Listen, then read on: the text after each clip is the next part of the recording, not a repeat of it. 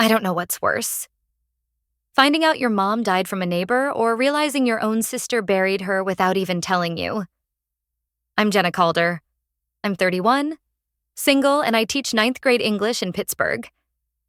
I haven't been back to my hometown, Millhaven, in over a decade. Not since I left for college with a suitcase full of books and more emotional bruises than clothes. But 2 weeks ago, I got a call from Ron, the old man who lives 3 doors down from my childhood home. "Your mama passed, honey," he said gently, "last Friday." That was it.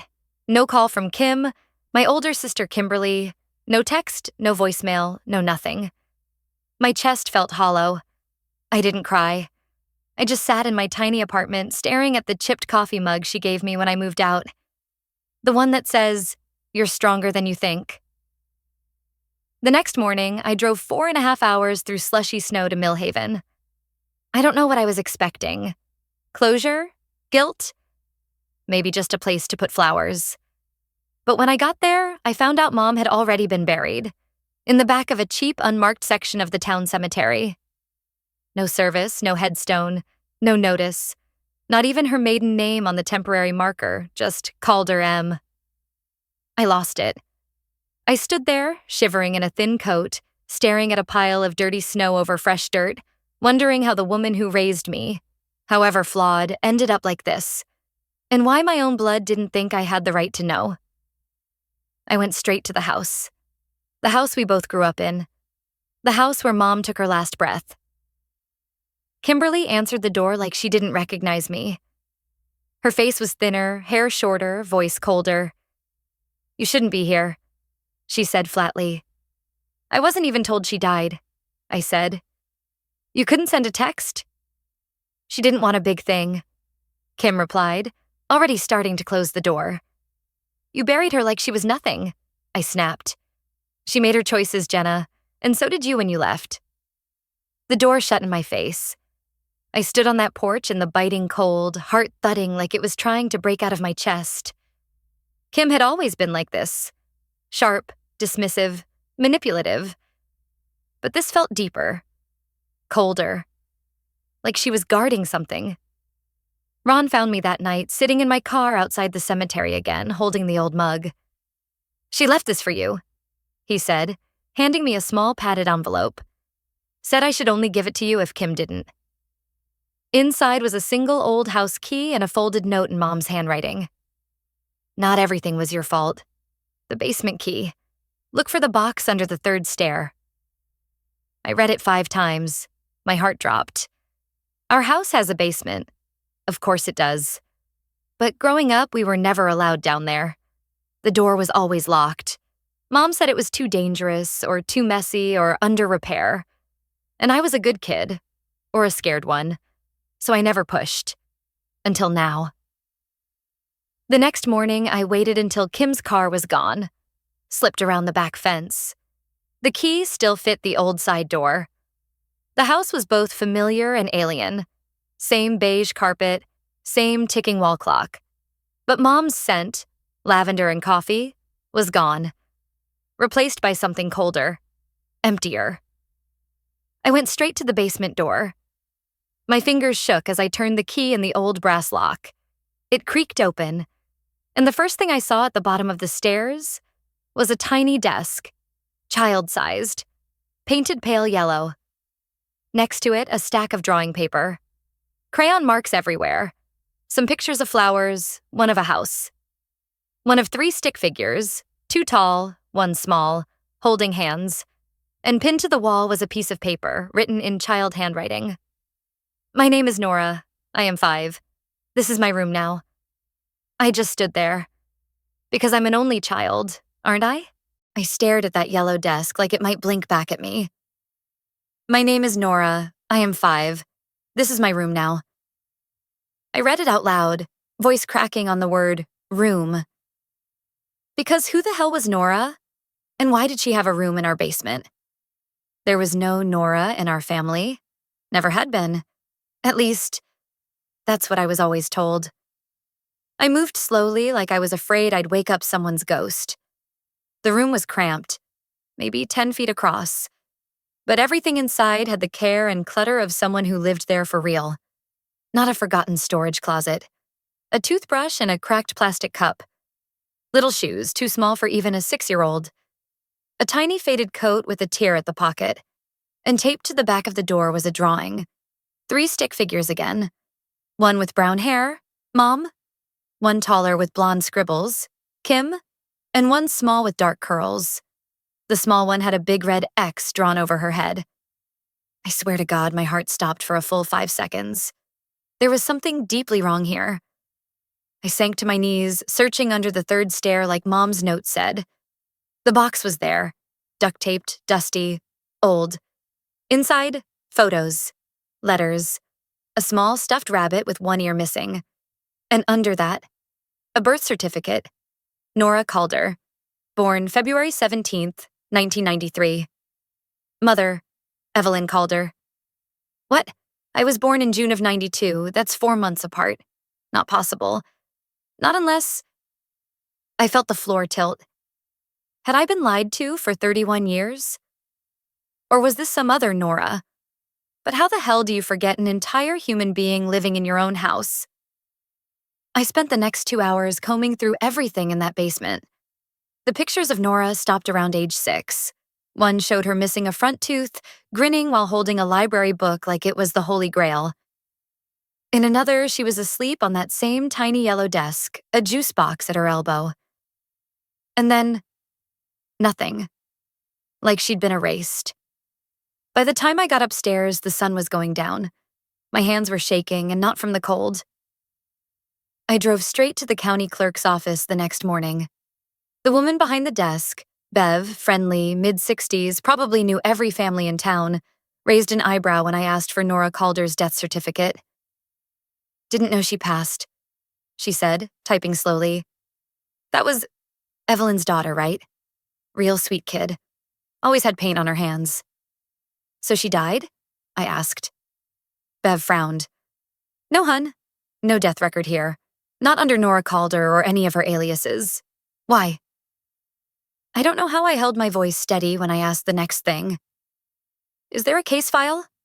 Like, protective services? She went quiet, looked at me a little too long. Why don't you step into the side room? I'll see what I can find. 10 minutes later, she handed me a photocopy. Half redacted, most of it blacked out. But one sentence stood out. Subject removed from home on March 3rd, 1999. Emergency custody granted after minor disclosed prolonged neglect and physical isolation. Primary witness, J.C. That's my initials. My handwriting was on the original complaint. Shakier than now, but still mine. I stood there gripping the page like it might vanish. I had reported this? I had gotten Nora out? I didn't remember a thing. Bev leaned closer, gentle. Sometimes trauma buries memories, hun. You were what? 6? 7? I nodded. But inside I felt like I was cracking open. My whole life I thought I was the dramatic one. The too sensitive one. The girl who couldn't let things go. Kim said I had a flair for making up stories. Mom always said I remembered things funny. Now I was wondering what else they'd made me forget. I took the file, drove around for 2 hours, ended up parked behind the elementary school Nora and I would have both gone to, if things had been normal. If she'd been allowed to exist. I texted Kim. Me. We need to talk. About Nora. Nothing. 10 minutes later, I texted again. Me. I found her room. Still nothing. Then an hour later, just 2 words. Stop digging. But it was already too late. Because taped to the inside of the file folder from Bev's office was another name. A new one. Elaine Hart, adopted, legally sealed in 2005. Now a licensed child therapist based in New York. And the picture beside her name? Same dark curls, same quiet eyes. A little older now, maybe 30. But I'd know her anywhere. I didn't just find my sister's ghost. I found my real sister. Alive. And hiding. There's a difference between losing someone and realizing they were stolen from you. I didn't sleep after finding out Nora was alive. living as Elaine Hart somewhere in New York, working with kids. That part somehow crushed me more than it comforted me. She wasn't dead. She wasn't missing. She was removed. Because of something I saw, something I said, something I'd been made to forget. That next morning, I drove back to the house. I didn't knock this time. Kim was in the kitchen, making coffee like she hadn't buried our mother in secret or erased an entire human being. She didn't look up. "You have 5 minutes." I dropped the file folder from the clerk's office on the counter. "Tell me everything. About Nora." She didn't flinch, just stirred her coffee, calm as ever. "I told you. Nora died. Fever, winter of '99. You were sick too. You don't remember." "Bullshit," I snapped. "You said I was an only child. You never once mentioned her. Not once." She finally looked at me, eyes sharp. "Because you couldn't handle it. You had nightmares for years, screamed her name in your sleep. Mom thought it was better to let it go." I opened the folder, jabbed my finger at the adoption records. "She didn't die, Kim. She was taken. I reported it. Me and you and Mom convinced me I made it all up." Her face twitched then. Just a flicker. But it was enough. "You were a kid," she said quickly. "You didn't understand. Nora was difficult. She didn't listen. She made things up, got me in trouble, got Mom in trouble. You don't know what it was like." I stepped closer, heart pounding. "So you locked her in the basement?" "It was her room," she shot back. "She liked it down there. She had her books, her crayons. She was 5. Kim turned on me, her voice rising. "You don't get to judge what you weren't here for. You left. You ran. You always ran." I nearly laughed. "I was 7 when they sent her away. 9 when I was told I was crazy. I didn't run. You exiled me." The kitchen was dead quiet after that, just the drip of the old faucet. Then she said it, so casually it made my stomach turn. "She was never meant to stay." My mouth went dry. What does that even mean? She was supposed to be temporary, fostered to adopt. But Mom changed her mind, said she brought problems into the house, said she didn't fit. I stared at her. She was a child. She was our sister. Kim looked away. She wasn't mine. Something inside me snapped. I reached into my bag and pulled out the photo I'd found in the basement. The one with the red X over Nora's stick figure. I slammed it on the counter. "You did this. You made her disappear. And you let me carry the guilt. For 30 damn years." Kim didn't look. She just whispered, "You were always the emotional one.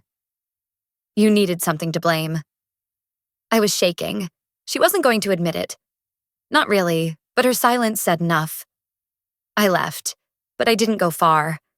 I drove to the library, logged into a public terminal, found Nora's, Elaine's, work email on the counseling center's staff page. My hands hovered over the keys for a full minute before I typed. Subject: "I think I'm your sister. I found the basement. I found the drawings. I'm sorry. Please talk to me." I didn't expect a reply that fast, but 15 minutes later, I got one. "I know who you are. I've been waiting." My chest seized. I clicked open the full message. She'd written, "I'll talk." But not through email. "Come to New York. I'll explain everything. But before you come, there's one thing you should know. You weren't the only witness, and Mom wasn't the only one keeping secrets." I read that last line 10 times, and that's when I saw it. Attached to the email was a scanned document, a signed statement, from someone I hadn't thought about in years. Ron, our old neighbor, the one who gave me the key. He had signed a report in 1999, backing up everything I'd said. And in the margins, in neat, shaky handwriting, he'd scribbled one line. "Kim used to take her down there." But she never stayed long. Evelyn was afraid of what might come out if the wrong person listened. And one night, I saw the door chain shut, from the outside. It's strange how grief can make you forget things. But truth makes you remember everything. After reading Ron's statement, I sat in my car for almost an hour, just staring at the words. The door was chained shut, from the outside. I kept seeing that yellow desk, that torn little coat. Elaine, drawing stick figures in the dark while we ate dinner upstairs like she didn't exist. I had gone from thinking I was crazy to realizing I was manipulated, to now understanding I'd been part of something so much worse. They locked a child in a basement, and when she spoke up, they erased her. And when I tried to help, they erased me. But now I had names. I had records. I had a witness. And I had one thing Kim never thought I'd find again: clarity. So I did what I do best. I started digging. I took the week off from teaching and drove back to Millhaven every day. I met with Bev again at the county office. I requested files under the Freedom of Information Act. I even called the social worker who had handled Elaine's case back in '99. She'd retired, but her daughter had kept her handwritten journals. The story that came together was worse than anything I could have imagined. Elaine, Nora, had reported both my mom and Kim for emotional neglect, food withholding, and prolonged isolation. The basement wasn't just a room. It was punishment. It was where they put her when she was too much, when she cried, when she tried to hug Mom and got shrugged off. She tried to protect me, too. When she realized I was next, and I tried to protect her. I was the one who snuck out and told Ron, who whispered the truth to my teacher. I was 7, and somehow I still knew what was wrong. But once the investigation started, my mom claimed I was unstable, that I had wild fantasies and emotional episodes. She told them I made Nora up, that she was never part of our family, and Kim backed it all. They didn't just erase a girl. They rewrote reality. And when the state came to remove Nora, they didn't arrest anyone. They just rehomed her, changed her name, sealed the records, told her to move on. But trauma doesn't work like that. Neither does justice. I collected everything, every file, statement, journal page. I organized it like a case file. Not because I was planning revenge. Not exactly. But because I was done being quiet. And then I got a text. "You coming to the city? I'm ready when you are." Elaine. We met 2 days later, in a little cafe in Brooklyn. I recognized her instantly. Same eyes, same quiet sadness behind them, but stronger now, built from scar tissue and survival. She hugged me. I cried. We sat for hours. She told me things I'd buried. I told her the pieces I remembered. And at one point she asked, "Do you ever wonder why Kim hated me so much?" I shook my head. I used to think it was jealousy, or fear. She looked down at her tea. It was money. What? Elaine pulled out a folded legal document. There was an inheritance from our grandmother. It was supposed to be split between the Calder children. When we turned 18, I felt the blood drain from my face. She knew, Elaine said softly. Mom knew, but the will said biological or legally adopted children. I wasn't either. Not officially. I was still in foster status. She never finished the adoption. I stared at the paper. $218,000, signed over to Kimberly at age 19. She got it all, Elaine continued. And you never knew it even existed. The rage that rose in me wasn't hot. It was cold, focused, like ice down my spine. She stole our childhoods. She stole my memory. And then she stole our future. And that's when I knew. Kim didn't bury Mom out of grief. She buried her early in a cheap, unmarked grave to keep the estate from being contested. Because Mom left a new will, and I was the executor, but Kim never filed it. She hid it, until now. Because Bev, sweet Bev at the records office, she found a sealed envelope, handwritten, dated 2 weeks before Mom died. And inside was the original will, signed and notarized, naming me sole beneficiary, and Nora, Elaine, as a named heir. Not Kim. 2 weeks after I found the real will, I stood in the probate office with a folder in my hands that could burn everything Kim had built, everything she stole, down to ash. I remember the clerk's eyes widening when she saw the date on the document. "This was never filed," she said, flipping through the notarized pages. "Why not?" I just said, "Because someone else didn't want it to be found." That night, I didn't sleep. Again. I sat at Mom's old vanity, the one Kim kept covered in silk scarves and fake perfume bottles, staring at my reflection. I looked like her. My mother. But older now, wiser, less afraid. I emailed Elaine. "The will is real. You're named in it. We both are. You ready?" She just wrote back. "Always." What happened next wasn't loud. It wasn't screaming matches or courtroom dramatics. It was colder than that. Quieter, more surgical. We petitioned to reopen the estate. We submitted the new will. We presented the evidence. The sealed envelope from Mom's safety deposit box, the notarization, the statement from Ron, and the copy of Kim's forged filing. Yes, she filed a fake version, stripped down. With her name as sole heir, it was fraud. And when the judge saw the timeline, saw the sudden burial, the unlisted grave, the missing paperwork, his face changed. Kim tried to argue, said the signature didn't match, said Mom was confused at the end, but handwriting experts said otherwise. And when the bank confirmed the envelope had been locked away 2 weeks before Mom's final stroke, everything unraveled. She lost everything. The house, the savings, the life insurance, the inheritance she hid from both me and Elaine. But worse than the money, she lost the story, because the truth came out. Every neighbor, every lawyer, every former friend of Mom's. They all heard it. She'd gaslit us, lied for decades, hidden a child, betrayed a dying woman's last wishes. And now she couldn't walk down Millhaven's Main Street without someone crossing the road. But I didn't stop there. I filed a report with the state board, fraudulent estate handling, and Elaine, she filed a separate suit, emotional abuse. Statute of limitations was complicated, but the judge allowed it to proceed as a civil matter. The court didn't award much money, but it gave Elaine what she never had. A legal record that said, on the books, that what happened to her was real, that she had been there, that she mattered. That broke me. Because for the first time since I was 7, I didn't feel crazy. I felt seen. Now? Now the house is ours. The legal mess is finally cleared. Elaine visits every month, sometimes more. She stays in her old room, though it doesn't look like a basement anymore. We redid the floors, painted the walls sky blue. There's sunlight now. She says it feels like breathing. And Kim? She moved 2 towns over.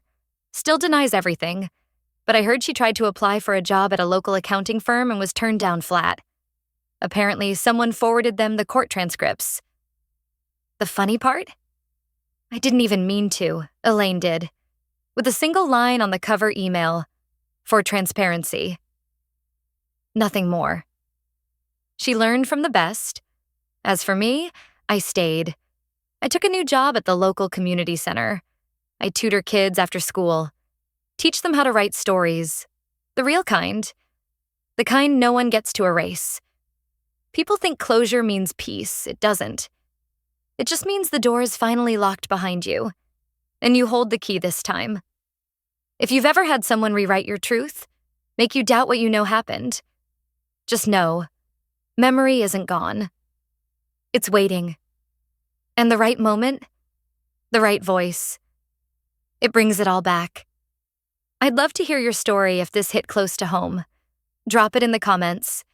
And if you're still holding something in, anything, maybe it's time you let it out. I'll be here. We all will. And if you want to hear more stories like this, the real kind, you know where to find me. Thanks for listening. I mean it.